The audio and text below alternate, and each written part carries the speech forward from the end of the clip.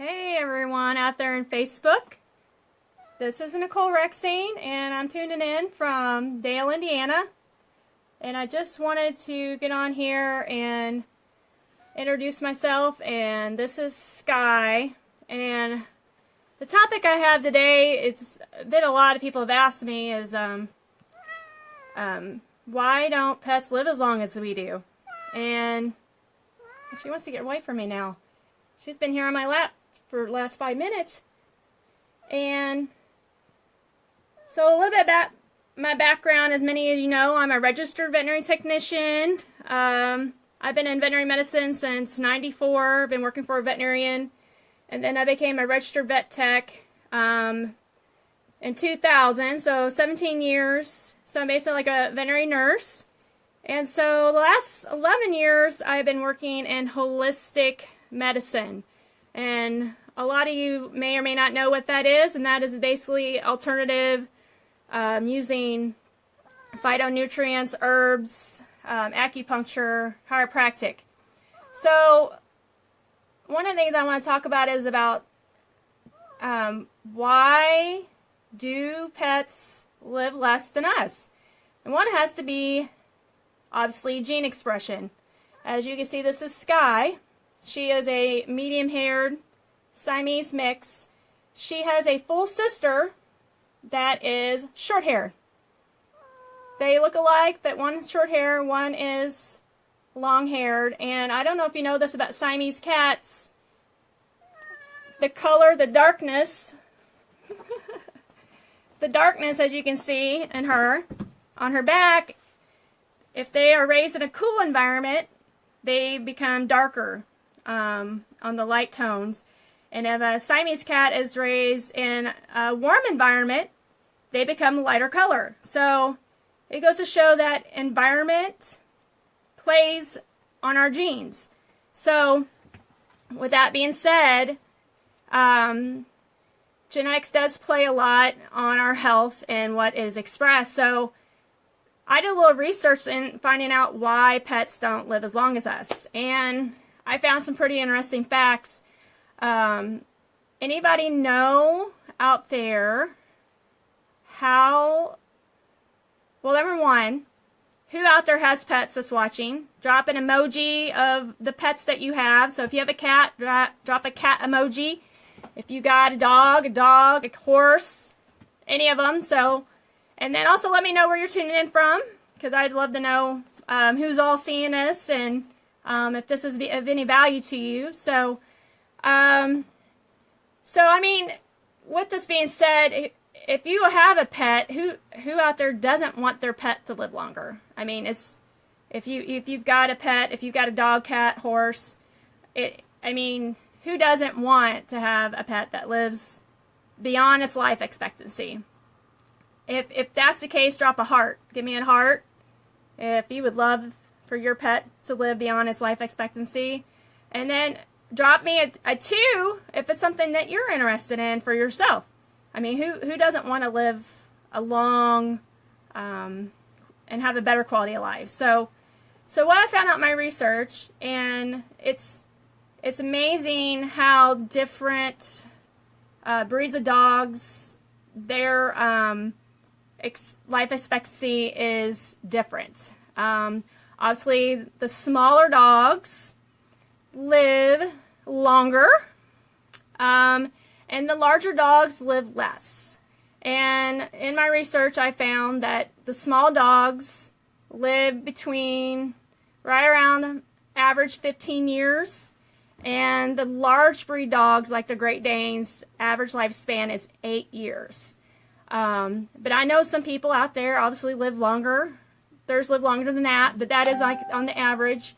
Cats, they say, live around 12 to 14 years is the average. And why is that? Why is, such a difference? And it just comes down to obviously genetics, as the different breeds are predisposed to things, and then metabolism. Pets have a higher metabolism than we do. So the higher metabolism you have, the higher, the lower years you live, you are more subjected to the aging process. So like with me, my boxer, a boxer's average life expectancy is 9 years. A coonhound Dalmatian is 11 years. Horses, average 28 years. So again, it goes along the aspect of the size of the animal. Elephants, average lifespan 70, and humans is 82 years. So what I found in the research of all that is that another reason is reproduction. Animals, dogs and cats, they age quickly because their reproduction age is a lot less. Dogs and cats, obviously, the reproductive age is at 6 months, where, you know, us as adults are, you know, a lot older, you know, hopefully in your 20s. So the sexual maturity has definitely a role in that. And obviously they have more they reproduct more often than we do. Their gestation period for dogs and cats is around 63 days. And obviously for humans, it's 9 months. So elephants and horses is 11 months. So I thought that was pretty interesting how they talked about the reproductive age, and that plays a role in aging. The other thing I found was the protein pathways, or finding out that we have different protein pathways that are expressed, and it talks about the repair. Dogs and cats don't have that pathway activated as much, so then the repair is not happening, and then of course then you're talking about cell death, and of course that increases aging. And then the other thing I thought was very interesting is oxidative stress. Who has heard of oxidative stress? Drop a 3 if you've heard of it, if you've heard of oxidative stress. And so I pulled up some things on online that I want to show you how things are evolving, that we are finding out more research that aim towards that. And I'm going to go show you a little tool called pubmed.gov, which I've learned a lot. And working in holistic medicine has really opened my eyes that, you know, we can do more. I loved working in traditional veterinary medicine, and it's still great, but we have more tools in our toolbox when you can use a holistic modality.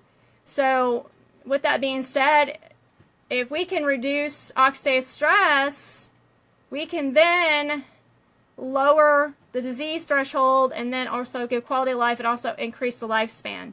So I'm going to flip the camera around and show you PubMed, and show you what I found on the studies on with cats and dogs and horses, and how it's evolved. So I'm going to flip this around. Anybody's out there, say hi. Let me know you're out there watching. Again, if you have pets, drop an emoji to let me know you're out there, and let me know where you're in from. I'm going to switch this camera around. Okay. I don't know if you can see this, but this is pubmed.gov, which won't let me zoom in for some reason. But this is pubmed.gov, and in here, if you type in up here at the search, I don't know if you can see it, the search window, if you go there and type in oxidative stress, you will see 178,000 studies that are done on oxidative stress. And if you see the first one here, the metformin and on inflammation oxidative stress, I'm going to do another talk about that sometime. But it's amazing how we are finding how this is altering the aging process. And then I'm going to go show you, here is oxidative stress in a canine. There are 705 studies. And oxidative stress, first one here is oxidative stress and food supplementation with antioxidants in therapy dogs. This is huge, guys. And if you can look over here, if you want my little cursor, look at the studies, how they're increasing. In 2016, there was 48, and there's already 27. So researchers are really figuring out that this oxidative stress is a culprit in also our pets, because as mammals, we all have oxidative stress. It's all caused from breathing oxygen and being exposed to environmental factors. So this is felines. Of course, they don't have as many with feline, but in feline, they have 8 studies done last year, the most being 10. So even our cats have oxidative stress, and there's one down here. It talks about urinary, and cats with renal. As you know, chronic renal failure is huge in cats, and they're linking oxidative stress as that. So I know probably a lot of you are asking, what in the world is she talking about? What is this oxidative stress? And I did a little slide. Oxidative stress is an imbalance between the production of free radicals and the ability of the body to counteract free radicals. So we want to decrease these, because when you decrease them, then you're causing better cellular. You're basically optimizing your cells in your body to do what they're supposed to do. Your God-given gift is for your body to get rid of these oxidative stress level and detoxify. So as we age, we get more oxidative damage and accumulates. Oxidative stress relates directly with aging, and superoxide dismutase is an enzyme that helps with that. So again, free radicals, we want to get rid of those. They're not fun. There's what's caused damage to our body. It's caused disease. The results, you want to neutralize them. So again, November 1994, 63 years ago, we happened across this theory and find out free radicals are involved with the cross-linking, changes in DNA and immune response, and increasing the lifespan, as you see right there. 1972 expanded the theory. So again, I don't want to be on this and be too boring. But the theory predicts the lifespan of an organ can be increased by slowing the rate of initiation of random free radical reactions and lengthening the chain reaction. So I'm going to go past this stuff. This is probably over my head. But again, we have over 306 trillion of free radicals on the average in 24 hours. And our bodies just can't keep up with that. And that's why some people, and pets especially, are aging and having symptoms of arthritis and stuff like that. I'll go and show you what oxidative stress causes. Here's another slide I found. Oxidative stress contributes to inflammation, fibrosis, and scarring. And I don't know if you can see, and I can send, if you guys are interested, and in this slide, if you want to send me slide in the comments, I can email this to you or send it to you. But oxidative stress is linked to degenerate retinal damage, renal grafts, so your kidneys, burn, dermatitis, psoriasis, and the heart. There's several heart, rheumatoid and arthritis, the lung, asthma, ARDS, and hyperoxemia, brain trauma, stroke, neurotoxins. A lot of us drink those every day in our sodas. Parkinson's disease, Alzheimer's, multi-organs, radiation, aging, cancer. Who doesn't know anybody with someone with cancer? I have 2 dogs with cancer. I've had cancer myself, so I can attest to this. And I will go later into that. Inflammatory immune, inflammation, vasospasms in your vessels, GI. I know Crohn's disease is on here. And then it talks about T-bar. And here we're on PubMed, which I showed you how to do that. It's scientifically peer-reviewed. So you go to PubMed and type in oxidative stress and your disease. If you want to know if your pet has a disease or if you have a disease linked to oxidative stress, go to pubmed.gov. Again, I'm not able to zoom in on this, my camera. and type in oxidative stress and the disease or the illness or the concern and see how many studies come up. You can do this yourself. If you have arthritis, oh my goodness, there's several studies that come up with that. Down here below, here's a list of more. Again, this is just a short list. We know there's over 250 diseases that are linked to this. And you're probably wondering, why are we learning about this from our doctors? Well, one of the reasons, and our veterinarians, because we don't know how to address it. So there's no sense in talking to you about it if we don't know how to address it properly. Because we tell you to drink, eat fruits and vegetables, eat healthy, which helps, but we haven't found anything, obviously, that does the best job. So obviously with your mitochondria is very important. So mitochondria health is also important in pets as well as people, because we all have this mitochondria. And your mitochondria is your powerhouse. Yeah, I already showed you that. It's a powerhouse of your cell that gives your cells energy. And when your mitochondria is not functioning properly is where, things aren't working well. So with that being said, you want obviously reduce your oxidative stress level, but you also want to increase your mitochondria. But obviously, if you increase your mitochondria without not getting rid of your oxidative stress, you're just compounding things. So here, as you can see, what people are like, well, what causes oxidative stress? Well, if you're a smoker, it's smoking, it's your diet, medications and treatments, air and water pollution. I mean, some people we can't control the air we breathe. Fast food, obviously anything that's processed. Stress, obviously if you have a lot of stress, you have a lot of oxidative stress. Lack of good nutrition, inadequate amounts of physical activity, but also excessive exercise can cause higher oxidative stress, because the more oxygen you are breathing in, the more oxidative stress that you're causing. Alcohol, pesticide, exposure to inadequate intake of fruits and vegetables, and contaminants. I mean, we're all guilty of that. We're all guilty of not eating the things we're supposed to. But we can, repair the damage. It's not too late. And here's some more list. Diabetes, obviously, is chronic fatigue syndrome. Fibromyalgia is also oxidative stress related. Rheumatoid arthritis is another one. So there are, and then you say, okay, I went to PubMed. I see there's a lot of oxidative stress related to my disease. Is there ways of actually, measuring it? Well, actually there is. It's called a TPAR test.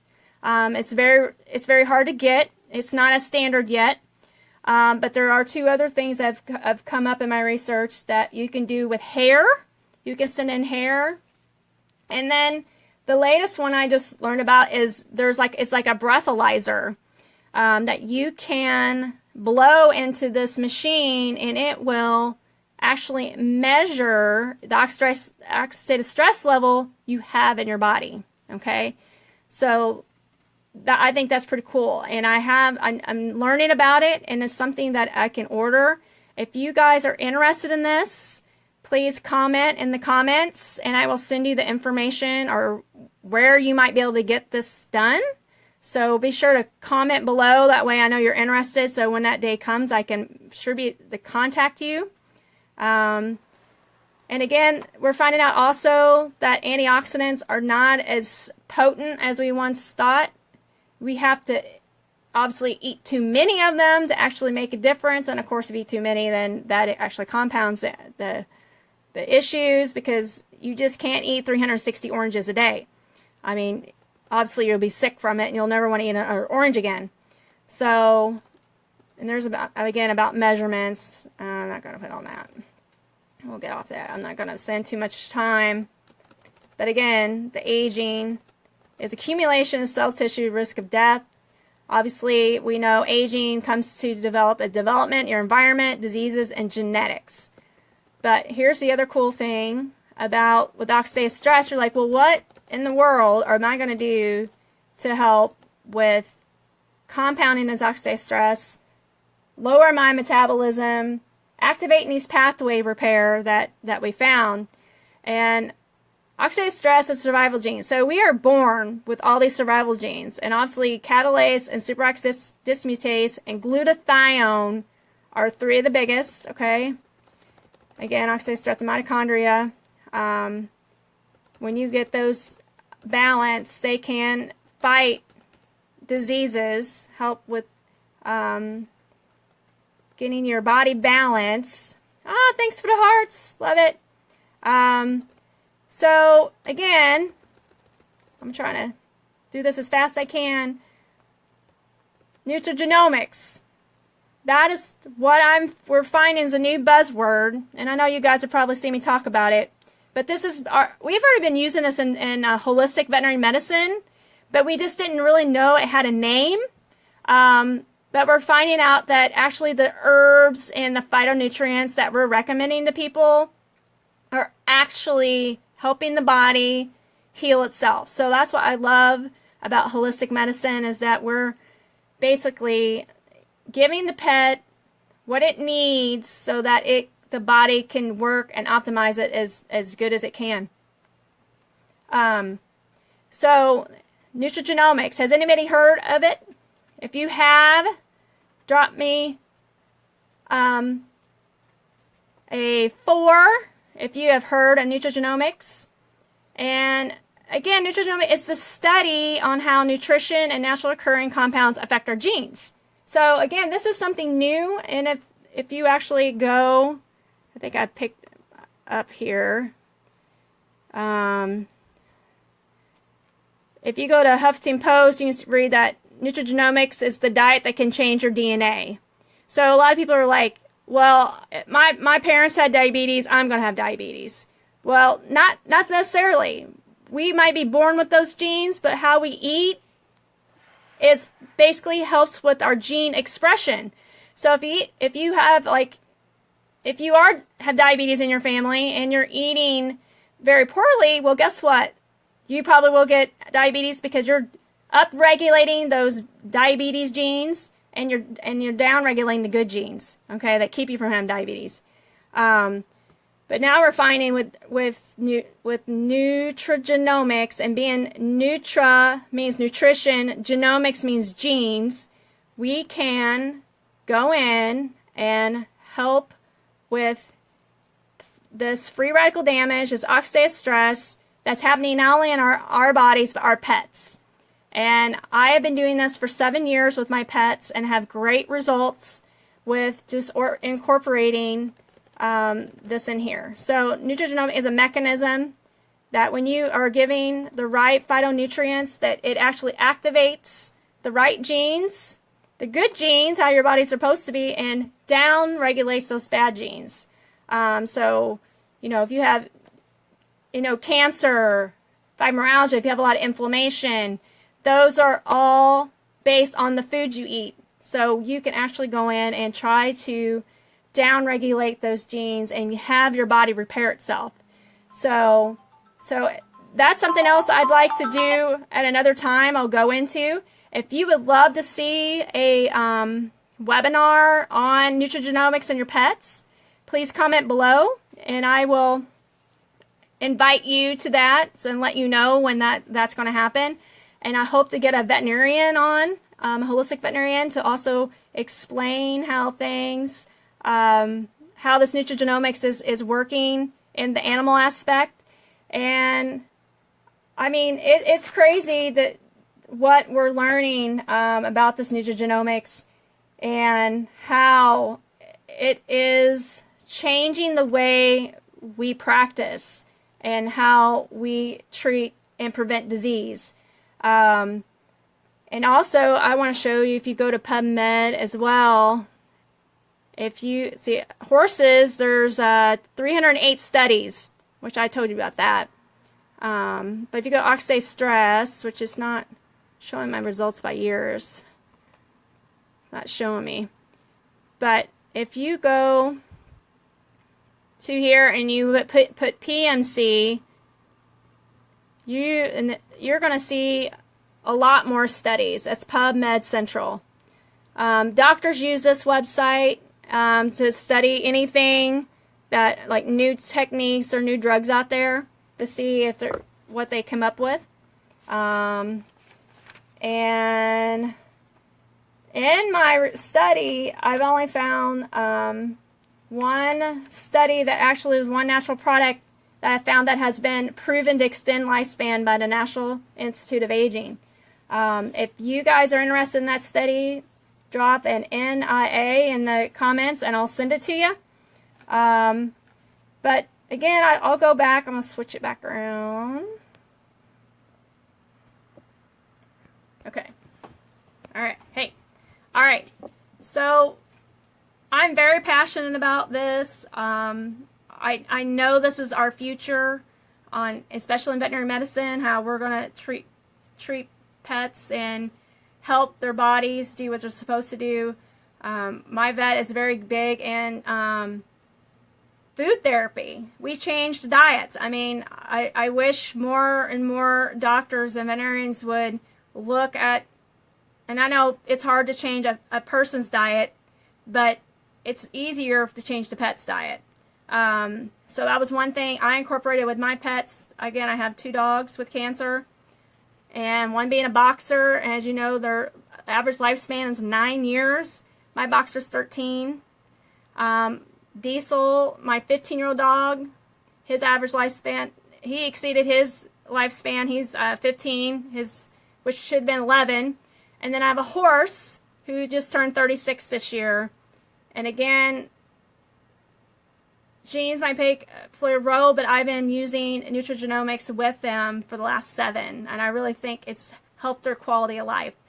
And so, with that being said, I'm very passionate, and I hope others learn about this and know that this is something that they can do themselves, especially with a holistic vet. If you need a holistic vet, let me know. I would love to refer one to you. There's more and more coming, but if you got any value, I hope I didn't go on too long because I can't tell what the time is on here.